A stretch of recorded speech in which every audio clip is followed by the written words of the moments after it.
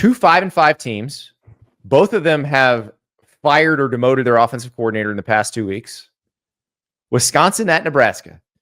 Winner is bowl eligible. Loser goes to a game at the end of the season that it may or may not win to determine bowl eligibility. Wisconsin fired Phil Longo on Sunday after the Badgers took Oregon to the wire on Saturday. So Luke Fickell is... Do you think, before we get into the game itself, Ari, do we think Luke Fickell wants to change offensive philosophies? Do you think this is a case of, okay, I tried the air raid stuff, let's just go back to what Wisconsin was? Or do you think it's, I still want to do something slightly different than what Barry Alvarez and Brett Bielema and Paul Chryst did, but I just want to do it with a different person? So here's the thing, and this is like something that we should explore. But with Wisconsin, Andy, the thought when they hired Luke Fickell was that they were hiring a coach that they were going to invest in, right? Like that they wanted more than their consistent 10-2 years in the Big Ten West. They wanted to get to the playoff. They wanted to win playoff games. And I thought the thought process of going to a more wide open offensive philosophy gave Wisconsin a chance to do that, because the assumption was that Luke Fickell was going to recruit better players there, or that the investment in the coach was going to allow for more NIL situations and for people to be more excited about donating and all the things. Like, I thought that was Wisconsin with the way that they fired their previous coach in the middle of the year. His name is escaping me for some reason, even though Paul Chryst. And hired him. Like, that was a ruthless move to make a huge change. And I don't know if going back to the I formation, get the best offensive lineman and running backs you possibly can and try to win games 21-10 philosophy jives with the move of getting Fickell in the first place. But the question is, philosophically, can Wisconsin win in a different way? And the thing that I think is interesting is that there is a middle ground between quote unquote air raid and running a pro style from the 90s I formation offense where you hand the ball to your running back 38 times a game. Our friends at PrizePicks will be populating the board for college football. It'll start populating today, Monday, because there is Maction on Tuesday and there's Maction on Wednesday. But if you want to play Maction with Monday Night Football, you do it right now, because Cooper Rush is starting for the Cowboys against the Texans. The vaunted Cooper Rush, CJ Stroud matchup. PrizePicks is the best daily fantasy game in America. Download that app. Use the code Staples. Play $5. Get $50 instantly to play. You're picking squares. You've got a player attached to a stat category. It can be obviously college football, NFL, NBA, college basketball, esports, you name it. If people are competing, PrizePicks probably has squares for it.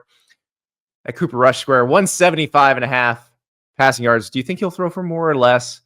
I lean toward less. CJ Stroud, meanwhile, for the Texans, getting Nico Collins back this week. So Nico Collins has a 72.5 receiving yard number. If it's more, you could see quite a lopsided score potentially here in this battle for the state of Texas in the NFL.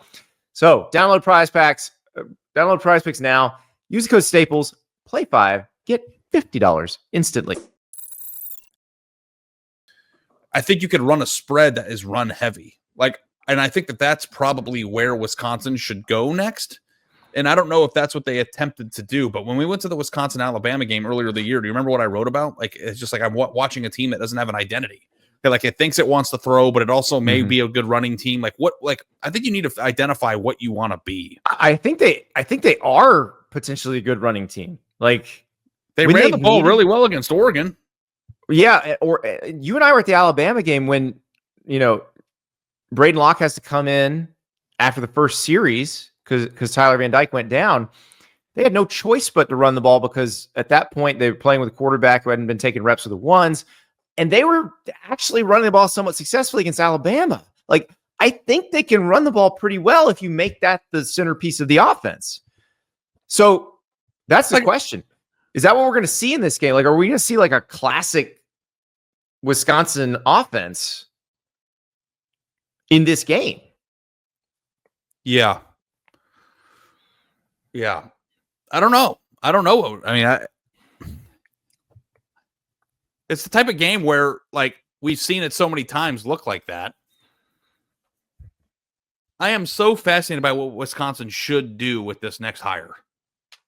This game is going to be interesting because I think it's more compelling based on like Nebraska's continued meltdown than it is about like what Wisconsin looks like offensively. But what Wisconsin should do offensively long term, I think, is a very fascinating discussion. So do you think Nebraska is going to choke this off? Well, Dana Holgerson coming in off the street didn't magically fix Nebraska's offense. Shocking. I know. They didn't beat USC. They looked fine. I don't know that they look considerably like I'm just trying to, because USC is what it is. I don't know that the one game sample size is enough to tell what really happened there. So I think this is a coin flip. I think Nebraska has to get off the schneid at some point. Like, it is bound to happen. They're going to get off the schneid. I'm flipping the coin. It's coming up Huskers. Give me Nebraska to win this one, to cover the 2.5, to go to a freaking bowl game. They have to do it at some point. I think I'm on Nebraska here too. Feel 2 out of 10 confident in it though. There's no confidence level period here. They might be cursed. I'm just letting you know that like this is just I have no idea. I wouldn't play this game if you. And that's the thing. Like, it can't just be a curse, right? Eventually, they have to win one of these. It might actually just be a curse, though. Okay, we agree that if they lose here, it's a curse. Because it's cruel. Like, making a bowl game was not in question for the first 7 weeks of the season. And like, and this is the same thing that happened last year, right? Like, they won 5 games and they lost all the rest of them. Like, it's. I feel bad. Yeah.